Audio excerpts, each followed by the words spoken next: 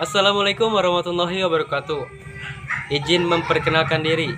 Nama saya Ujang Aribat Sabila sebagai moderator. Di sini saya akan menyampaikan susunan diskusi acara kita kali ini. Acara pertama yaitu pembukaan. Acara kedua penyampaian materi dari kelompok 2. Acara ketiga sesi tanya jawab dan acara keempat penutup.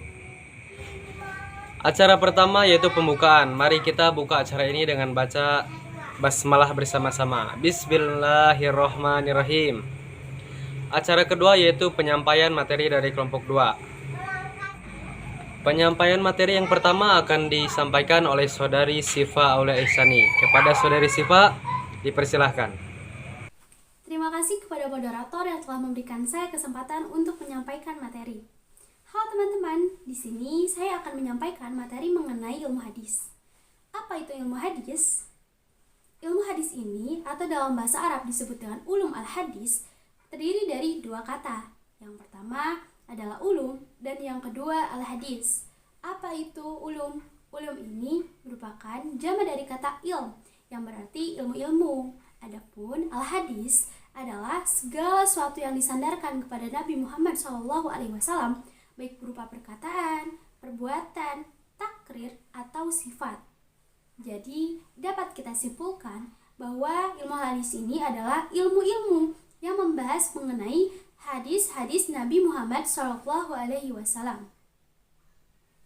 Nah, pada awalnya, ilmu-ilmu ini merupakan beberapa ilmu yang masing-masing berdiri sendiri, yaitu membahas hadis Nabi Muhammad SAW serta para perawinya. Contohnya itu seperti ilmu al-hadis as-sahih, ilmu al-mursal, ilmu al-asma wa al-kunnah, dan lain sebagainya. Namun, pada masa berikutnya, ilmu-ilmu ini kemudian digabungkan menjadi satu, sehingga dipandang sebagai satu disiplin ilmu yang berdiri sendiri. Nah, ilmu hadis ini terbagi menjadi dua, ada ilmu hadis riwayah dan ilmu hadis diroyah. Apa itu ilmu hadis riwayah? Ada beberapa ulama yang berpendapat mengenai ilmu hadis riwayah. Yang pertama, menurut Ibnu Al-Fani, yaitu ilmu hadis yang meliputi pemindahan perkataan Nabi SAW dan perbuatannya, dan periwayatannya, dan pencatatannya, serta penguraian lafaz-lafaznya.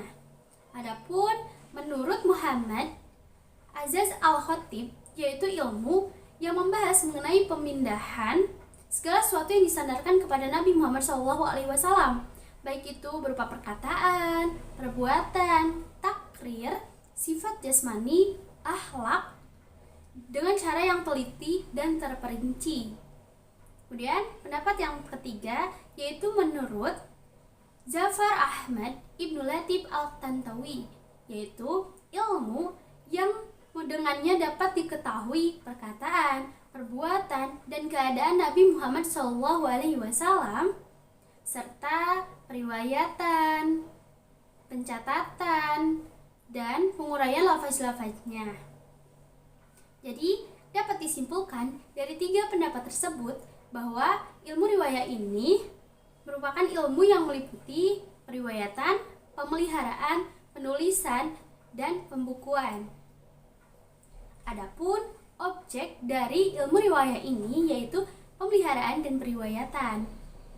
Serta tujuan dari ilmu riwayah ini adalah yang pertama, untuk pemeliharaan agar hadis tersebut tidak sia-sia dan tidak lenyap. Kemudian yang kedua yaitu agar terjaga dari kekeliruan dan kesalahan dalam periwayatan dan pembukuan hadis. Kemudian yang kedua yaitu tentang ilmu hadis diroyah. Ada beberapa pendapat ulama mengenai ilmu hadis diroyah. Yang pertama menurut Ibnu Al-Aqfani, yaitu ilmu hadis yang membahas mengenai hakikat riwayat. Kemudian yang kedua syarat-syarat riwayat. Yang ketiga macam-macam riwayat. Dan yang keempat hukum-hukumnya serta keadaan para perawinya, syarat-syarat mereka, jenis yang diriwayatkan, serta segala sesuatu yang berhubungan dengannya. Nah, yang kedua, menurut Muhammad Azaz Al-Khatib, yaitu kumpulan kaidah-kaidah dan masalah-masalah yang membahas mengenai para perawi dan marwi dari segi diterima dan ditolaknya. Adapun objek dari ilmu hadis diroyah ini yaitu keadaan para perawi dan marwinya. Tujuannya adalah untuk mengetahui kualitas hadis tersebut, apakah makbul atau mardud. Makbul yaitu dapat diterima dan diamalkan, sedangkan mardud yaitu ditolak. Mungkin cukup sekian yang bisa saya sampaikan. Untuk selanjutnya, saya serahkan kembali kepada moderator. Terima kasih kepada Saudari Sipa yang telah menyampaikan materinya. Selanjutnya, kita lanjut ke pemateri yang kedua, yaitu kepada Saudari Suri Menisa. Dipersilahkan. Terima kasih kepada moderator untuk materi yang selanjutnya, yaitu sejarah perkembangan ilmu hadis. Ilmu hadis sudah ada sejak periode awal Islam atau sejak Rasulullah SAW, paling tidak dalam arti dasar-dasarnya. Ilmu ini muncul bersamaan dengan periwayatan hadis, yang disertai dengan tingginya perhatian dan selektivitas sahabat dalam menerima riwayat yang sampai kepada mereka. Sesuai dengan perkembangannya, ilmu ini berkembang dengan sedemikian rupa sesuai dengan perkembangannya dan masalah yang dihadapinya. Pada akhirnya, ilmu ini melahirkan berbagai cabang ilmu dengan metodologi pembahasan yang cukup rumit. Pada masa Rasulullah, kritik atau penelitian yang dilakukan dalam suatu riwayat yang menjadi cikal bakal ilmu hadis, terutama hadis diroyah, dilakukan dengan cara yang sederhana sekali. Apabila seseorang ragu dalam menerima suatu riwayat dari sahabat lainnya, ia langsung menemui Rasulullah atau sahabat lainnya yang dapat dipercaya untuk menginformasikannya. Setelah itu, barulah ia menerima dan mengamalkan hadis tersebut. Yang kedua yaitu periode sahabat. Pada periode ini, penelitian hadis yang menyangkut sanad maupun matan hadis sudah mulai terlihat wujudnya. Contohnya pada masa Khalifah Abu Bakar As-Siddiq. Ia tidak mau menerima hadis dari seseorang kecuali orang tersebut mampu mendatangkan saksi untuk membuktikan bahwa hadis yang disampaikannya itu benar. Sedangkan pada masa Khalifah Umar bin Khattab, Umar bahkan mengancam bagi seseorang yang menyampaikan hadis tanpa mendatangkan saksi. Yang ketiga yaitu pada periode tabi'in. Pada masa ini penelitian semakin berkembang dengan masalah-masalah yang dihadapinya. Imam Syafi'i adalah ulama pertama yang mewariskan teori-teori ilmu hadisnya berupa tulisan. Adapun karyanya yaitu Ar-Risalah, yaitu kitab usul fikih, dan Al-Um, yaitu kitab fikih. Dalam sejarah perkembangan ilmu hadis diketahui ada seorang ulama hadis yang pertama kali berhasil yang menyusun ilmu hadis dalam suatu disiplin ilmu, yaitu Al-Qadi Abu Muhammad Al-Hasan bin Abdullah Ar-Rahman bin Khalad Ar-Rahmuzi. Dalam kitabnya Al-Muhaddis Al-Fasil bin Ar-Rawi wa Al-Wa'i. Kemudian muncullah Al-Abu Abdillah Muhammad bin Abdillah An-Nasai Saburi dengan sebuah kitab yang lebih sistematis dibandingkan dengan kitab-kitab karya ulama setelahnya.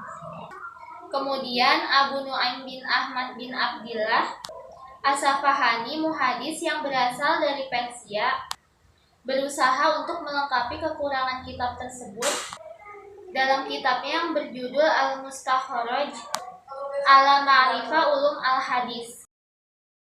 Setelah itu mulailah bermunculan ulama-ulama ilmu hadis, di antaranya yang pertama yaitu Jalaluddin As-Suyuti dengan kitabnya yaitu Tadrib Ar-Rawi. Yang kedua yaitu Muhammad bin Ismail Al-Kahlani As-San'ani dengan kitabnya yang berjudul Tauhid Al-Afkar. Yang ketiga yaitu Al-Qadi Iyad bin Musa Al-Yasibi dengan kitabnya yang berjudul Al-Ilma fi Dabats Ar-Riwayah wa Taqyid Al-Asma. Mungkin hanya itu yang bisa saya sampaikan. Untuk selanjutnya saya kembalikan kepada moderator. Terima kasih. Terima kasih banyak kepada Saudari Suri yang telah menyampaikan materi yang kedua. Selanjutnya materi yang terakhir yang akan disampaikan oleh Saudari Salsa Sadila Safa. Kepada Salsa dipersilahkan. Terima kasih kepada moderator telah memberikan saya kesempatan untuk menyampaikan materi selanjutnya. Di sini saya akan menjelaskan mengenai cabang-cabang ilmu hadis. Yang pertama, ilmu rijal al-hadis. Ilmu yang membahas mengenai biografi para perawi hadis, seperti sejarah kelahiran para perawi, sejarah perjalanan para perawi, dan lain sebagainya.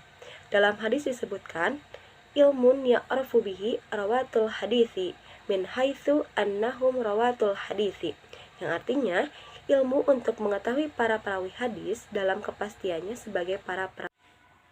Adapun di antara kitab-kitab rijal al-hadis yaitu 1. Tabaqat al-Qurba, yang merupakan karya dari Muhammad ibnu Sa'ad Asfari, dan yang ketiga Al-Istiab fi Ma'rifat as-Sahabah, karya dari Ibnu Abad al-Bar. Yang kedua, ilmu Garib al-Hadis, di mana ilmu ini membahas tentang lafaz-lafaz yang tidak jelas atau sulit dipahami karena jarang digunakan. Karena garib di sini artinya sulit dipahami. Yang ketiga, ilmu an-nasikh wa mansukh, yaitu sebuah ilmu yang membahas tentang hadis-hadis yang tidak dapat dikompromikan dalam segi hukum. Karena an-nasikh di sini artinya penghapus terhadap hukum yang lainnya, dan juga mansukh di sini artinya yang dihapus. Ilmu ini sangat penting dan berkaitan dengan istimbat hukum. Adapun cara pengetahuannya yaitu 1. Mengetahui penjelasan dari nas atau syar'i itu sendiri, yakni Rasulullah SAW. Yang kedua, melalui penjelasan langsung dari para sahabat. Yang ketiga, melalui tarik keluarnya hadis serta sebab turunnya hadis. Yang keempat, ilmu al-fiqh al-hadis, yaitu ilmu yang menjelaskan tentang cara-cara berkompromikan hadis-hadis yang zahirnya bertentangan dengan yang lainnya. Adapun dalam hadis, al-ilmu alladzi yabhathu fil ahadithi allati tahiruha muta'aridah, yang artinya ilmu yang membahas tentang hadis-hadis yang isinya tanpa bertentangan. Selain itu, ilmu ini juga sering disebut dengan ilmu mukhtalaf al-hadis. Adapun beberapa ulama yang membahas tentang pembahasan ini adalah seperti Imam Syafi'i, Ibnu Qutaibah, At-Tahawi, dan Ibnu Jauzi. Yang keempat, ilmu ilah al-hadis. Kata ilah di sini merupakan jamak dari kata al-ilah yang berarti al-marad, penyakit atau sakit. Sedangkan menurut pendapat ulama yaitu muhandisin adalah ilah berarti sebab yang tersembunyi yang berakibat tercemarnya hadis. Tapi yang terlihat adalah kebalikannya, yakni dilihatnya ada kecacatan. Jadi, ilmu ilah al-hadis adalah ilmu yang membicarakan tentang hadis-hadis yang secara zahir terlihat sah tetapi terdapat beberapa di dalamnya. Yang kelima yaitu ilmu asbab al-wurud al-hadis, ilmu yang menjelaskan tentang sebab munculnya hadis dan hubungannya dengan hadis. Ilmu asbab al-hadis ini penting dalam ilmu al-jar wa at-tadil, yaitu hadis yang digunakan untuk menilai atau mengkritik para perawi hadis. Misalnya, apakah perawi tersebut memiliki reputasi yang baik, adil, kuat hafalannya, suka berdosa atau sebaliknya. Contohnya adalah fulan orang yang paling dipercaya atau fulan kuat ingatannya.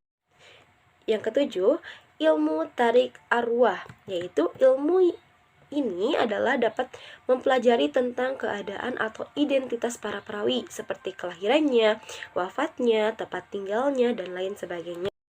Yang kedelapan, ilmu at-tasrif wa at-tahrif, yaitu ilmu pengetahuan yang berusaha untuk menerangkan tentang hadis-hadis yang sudah diubah titik atau syakalnya. Yang kesembilan, ilmu mukhtalif hadis, yaitu ilmu yang membahas hadis-hadis yang menurut lahirnya saling bertentangan atau berlawanan, sebagaimana pembahasan hadis-hadis yang sulit dipahami isi dan kandungannya. Dari pengertian ini dapat dipahami bahwa dengan menguasai ilmu mukhtalif al-hadis atau hadis-hadis yang tampak bertentangan akan segera dapat diatasi. Mungkin sekian yang dapat saya sampaikan. Saya kembalikan kepada moderator. Terima kasih. Terima kasih kepada saudari Salsa yang telah menyampaikan materinya. Acara selanjutnya yaitu sesi tanya jawab. Kepada seluruh mahasiswa PGMI kelas 1E, jika ada yang ingin ditanyakan, tulis di kolom komentar. Terima kasih. Oke, acara selanjutnya yaitu acara terakhir, penutupan. Marilah kita tutup acara ini dengan membaca hamdalah bersama-sama. Alhamdulillahirabbil alamin. Sekian materi yang dapat kita sampaikan. Mohon maaf apabila ada kesalahan. Semoga bermanfaat bagi kalian semua. Amin ya Allah ya rabbal alamin. Akhirul kalam, wabillahi taufiq wal hidayah. Wassalamualaikum warahmatullahi wabarakatuh.